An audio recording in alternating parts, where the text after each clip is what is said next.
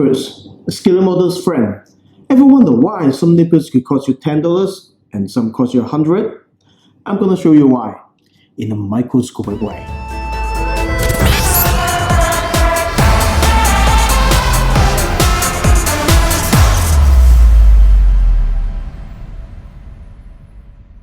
Today we will have 3 nippers under testing. The first one is from Takumi, Model Professional Plastic Nipper.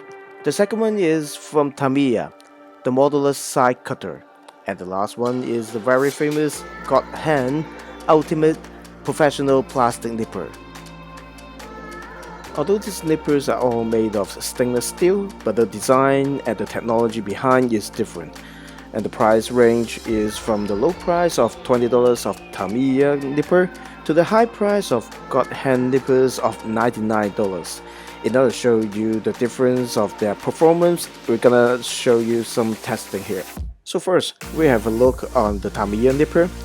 We'll see how it performs on the cutting end of the runners. So after we cut it, and we magnify it for 25 times, you can see there are 2 whitening expanded area after using the nipper. And the cutting edge is not very smooth, so if you use it too close to your plastic parts, it will damage it and takes you a lot of sanding to finish it. So you can say the Tamiya nipper could not only have the job done, but it also trains your sanding skill. While Takumi nipper has a right balance between the performance and the price. As you can see, there's just a little distortion on the cutting edge and the cutting surface is quite smooth here. So after you use the Takumi nipper, a few sanding paper runs on the surface and you're good to go. And finally, here comes the one and only GodHand nipper. My friends always ask me, should I get one of those? Many people said it outperforms the other nippers in the market. Well, as you can see, the cutting ends, it has almost no distortion here and the cutting surface is so smooth. So after you use it on your plastic parts, just a few runs of your file and your sanding paper and your parts are fine. So what's the secret to distinguish GodHand nippers from the rest of the nippers in the market? We need to start from the beginning, the mechanism. A nipper is like a pair of scissors. You cut stuff up by using 2 sharp edges. Most nippers are making use of 2 chisel sharp surfaces to cut your plastic parts from runners. When you apply force on the 2 handles of the nipper, those 2 sharp chisels meet and it separates the plastic parts. The problem is that when you apply force on the nipper, the cutting edges will induce pressure to the plastic parts. The greater the angle of the cutting edge, the higher the pressure that induced into the plastic. At the end, the pressure will compress the plastic into white color at the cutting surface. This will give you a lot of sanding and filing work afterwards. Another problem with the traditional nipper is that when you cut the plastic parts out, they snap out of the runner and disappear on the floor. Then you can imagine your screen will echoing inside your house for minutes.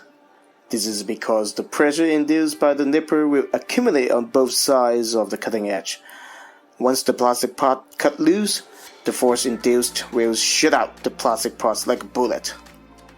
So you may already realize now, if we want to eliminate the whitening problem of the plastic cutting surface, we should use a nipper with a very thin blade in order to reduce the pressure induced. Yes, the GodHand nipper has gone one step further. It uses not only a razor blade thin cutting edge, but it also eliminates one cutting edge and replaces it with a flat surface. Then the whole cutting action could be simplified as you cut your onions on a chopping board. You never snap your onions away when you chop it on your chopping board, right? Or do you? Anyway, this mechanism will direct the induced pressure to the flat surface of the nipper instead of to the plastic. This is why it could give you a very clean cutting surface and your plastic parts will stay in place after you cut them. You may already realize that the Takumi nipper has very similar performance than that of the GodHand. And after a very close examination, we find that they both have very similar structure. That is, it has a sharp cutting edge on one side and a flat platform on the other side. Since the cutting edge of the Takumi nipper is not as thin as that of the GodHand, it doesn't have a very perfect results just like the GodHand does.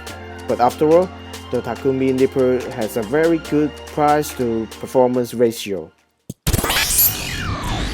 So we now know no matter the price of the nipper is in lower price or in high price, both could have the job done. But those with the high price will have more research and technology behind it, so you could do the job much quicker. I hope you enjoyed this video. Please like and subscribe. If you'd like me to review any other tools or equipment, please leave me comments below. And I hope to see you in the next video in Pla-V.